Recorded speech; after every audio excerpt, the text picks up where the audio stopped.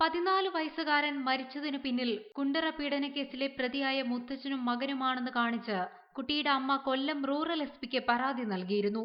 ഇതേക്കുറിച്ച് അന്വേഷിച്ച Kottarakkara DYSP P കൃഷ്ണകുമാറിന്റെ റിപ്പോർട്ടിലാണ് ദുരൂഹതയുണ്ടെന്ന സ്ഥിരീകരണം. കുണ്ടറ പോലീസിൽ പ്രതിക്കുണ്ടായിരുന്ന സ്വാധീനം ഉപയോഗിച്ച് കേസ് അട്ടിമറിച്ചു.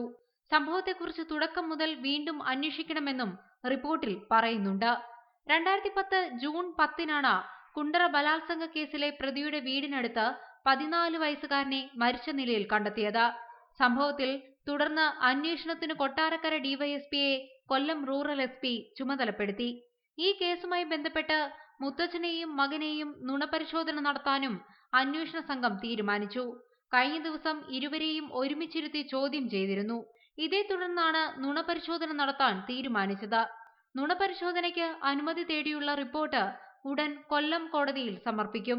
10 വയസ്സുകാരി പീഡനത്തിനിരയായ സംഭവത്തിൽ പ്രതിയുടെ ഭാര്യയെ അന്വേഷണ സംഘം ചോദ്യം ചെയ്യുന്നുണ്ട്. മരിച്ച പെൺകുട്ടിയുടെ സഹോദരിയിൽ നിന്നും അമ്മയിൽ നിന്നും നിർണായകമായ വിവരങ്ങൾ ലഭിച്ചതായാണ് അന്വേഷണ സംഘം നൽകുന്ന വിവരം. കാര്യമായ വരുമാന മാർഗങ്ങളില്ലാഞ്ഞിട്ടും പ്രതിയും കുടുംബവും വലിയ തോതിൽ പണം കൈകാര്യം ചെയ്തിരുന്നത് എങ്ങനെയെന്നും ഇതിന്റെ പിന്നിൽ പെൺവാണിഭ സംഘവുമായുള്ള ബന്ധമാണോ എന്നും പോലീസ് അന്വേഷിക്കുന്നുണ്ട്. റിപ്പോർട്ടർ, കൊല്ലം.